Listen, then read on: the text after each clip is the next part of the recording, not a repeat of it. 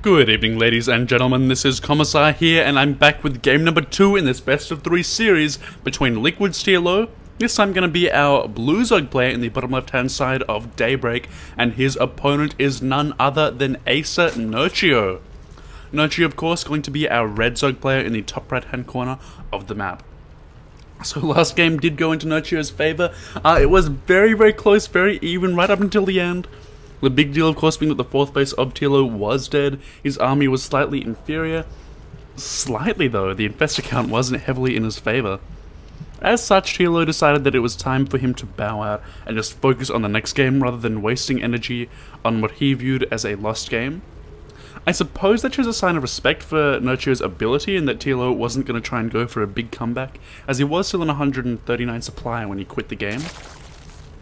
But at the same time, it does indeed show that TLO may be in a little bit of trouble in terms of his mental state may lack confidence against Nerchio, which is understandable, as Nerchio does have a reputation as being the best ZvZ player outside of Korea. People say that Stefano is often called Stefano the best Zerg outside of Korea. Well, generally people tend to call Nerchio the best ZvZ player. Okay, so in terms of the build so far, we do see the pull first again out of Nerchio. He does tend to favour that, and TLO again tends to favour that hatch first, which he is going to go for, and a 15 hatch is better than a 14 pull.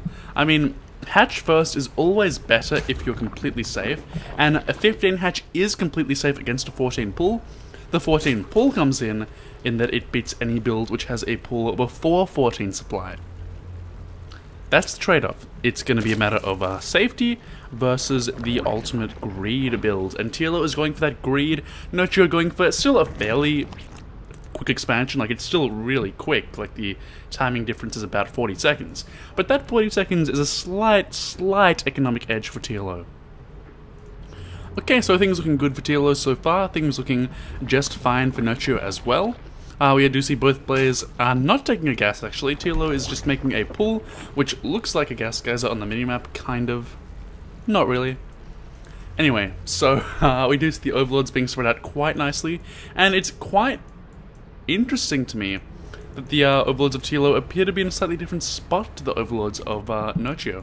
Because generally there are sort of set spots on each map where you place your overlords. Like, there's always going to be an overlord, say, up here. There's always going to be an overlord say between the bases in one of these pieces of dead space to try and scout them later on, and generally overlords across the map, across the different attack routes. That's not the case right now. Apparently we do have a slight variance. Gonna see Nerchio go straight to watching that 3rd base. Very important to do as well. And the big question about this map with your scouting is, well, there are a couple of lanes of attack, so you have a lot of ground to cover. You have 3 routes of attack, of course, top, center, and bottom, in the reverse order from what I showed them rather. And yeah, it is going to make it a little bit harder to see what's on the way. That is why this overlord over here is super vital. But meanwhile, in the base of each player, we do see TLO already having 2 queens at the front line, getting 2 queens on the way right now. Again, going for those additional queens for defense, for potentially offense, as he did try to use them with a weak roach push early in last game. But yeah, so TLO, again, favouring those queens. It does work for him, so don't think that it's kind of silly for him to do this. He did do this in the group stage of the ASUS tournament, the ROG GD Invitational, and it worked wonders then. And TLO is, of course, hoping that it'll serve him well in DreamHack as well. Okay, so we do see the overlord starting to take on a more regular pattern across the map, more consistent. And the big differences between these 2 players right now are what? There's a Bailing Nest just finishing right now for one of these players. I actually missed which player that is Nerchio, which doesn't exist for TLO. And also important is that Zergling's speed has not started for TLO, and it is on the way for Nerchio, just finishing in fact. So Nerchio is going to be aggressive here. He does have a few lings heading out across the map, just like last game. And the question is, how is TLO going to respond? Well, he's going to build Evo Chambers again. Going to try and get up at least a partial wall, if not a full wall. And here come the lings are coming in just as TLO's spine is uprooted, which is unfortunate for him, but his queen should be able to hold regardless. This Baneling, of course, is hoping that there were some lings in defense as opposed to queens. And that is where Nerchio's build crumbles, because really, Ling Baneling is pretty weak against queens, because the health of the queens is so high, they can hold onto a choke for ages and ages and ages. Reinforcements can come, Banelings are super inefficient against them. And as such, I'd say TLOs in the slightly stronger spot are coming out of that little early aggression out of Nerchio. That of course allows TLO to spend gas elsewhere other than Banelings and whatnot. We do see that the gas counts though are fairly even for these two players. A couple of roaches coming out of TLO, meanwhile the infestation pit does come out of Nerchio. So Nerchio is going to have earlier infestors, a higher infestor count early on, but we are going to see apparently a roach based push coming out of TLO, and TLO go into this last game and it didn't work at all. So we'll have to wait and see how this does work this game, if he can make something happen with it, as I am very interested to know how, well, he is confident in his build obviously, but I'm curious to know if this is misplaced confidence or not. And oh, I love this out of TLO, spreading that creep. He set up all of his overlords in a perfect line to make a instant creep highway all the way to Nerchio's base. What does that mean? That means queens can come, that means slow roaches are suddenly not so slow, and it's this creativity, which is why people love TLO so much, and all of these lings are engaging very poorly for Nerchio.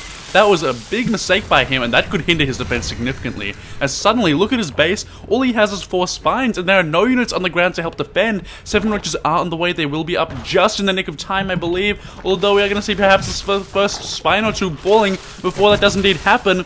One Baneling here not going to be able to do much, even if it gets a good hit off, because obviously just roaches aren't very weak against Banelings, they're pretty strong against them. And we are going to see Nerchio getting a decent concave here, but the transfuses coming up from these queens are going to add an interesting dynamic to this attack. Burrow, of course, also in favor of TLO, allowing him to keep those units alive very, very effectively. There is no overseer here for Nerchio. He cannot see the burrowed units, and even the queens can burrow, and that is the key thing. Health regeneration is increased roaches while they're burrowed, and he suddenly has a big still of roaches against nothing of Nerchio. And it is this burrow, these queens with their transfuses, this survivability of TLO's roaches that should see him winning the game in just a moment here, as I do not see what Nerchio can do. He does have an overseer now, but there is the GG. As so many joints have fallen that even though Nerchio looked like he may have been able to hold, maybe it would have been really, really tough for him to hold. Look at the economy. It is 52 to 29 harvesters, and that was so well done by TLO. That creep highway was just so perfectly timed out. And that burrow was just the key. So those timings are pretty crucial. It wasn't an all-in out of TLO, but it's certainly, if that had failed, he would have been so far behind on those infestors, and probably would have struggled through the mid-game, and probably would have been at a deficit into the late game. But it worked so beautifully, and it's this kind of push, this kind of unusual push, and that there are queens involved, is what I love about TLO's play. And that is going to tie up the series 1-1, which means we're going to have to go into a deciding 3rd game. So please join me for that game in just a moment. I'm going to move straight onto it right now. So thank you for watching games 1 and 2, and I hope you enjoy the conclusion of this best of 3.